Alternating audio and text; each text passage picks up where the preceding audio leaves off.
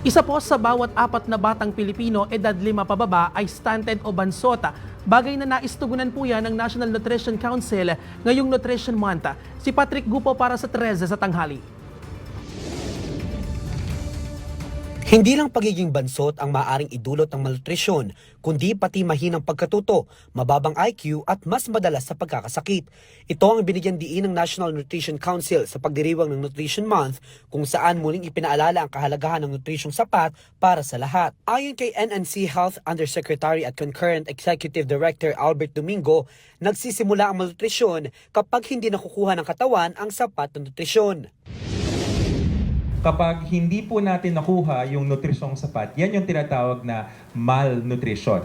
Ipinaliwanag din ni Domingo na ang kakulangan sa tamang nutrisyon sa mga bata ay nagiging sanhi ng stunting o pagiging bansot at wasting o matinding pagkapayat.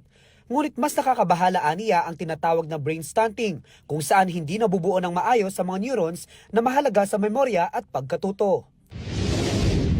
Pag kulang tayo sa nutrisyon, hindi rin nabubuo ng wasto yung mga tinatawag nating neurons. Ano yung mga neurons? Yun po yung mga pinakamaliliit na bahagi ng ating utak kung saan pumapasok yung ating memory, kung saan pumapasok yung ating karunungan. Pagka hindi tamang nutrisyon, may problema tayo sa neurons natin.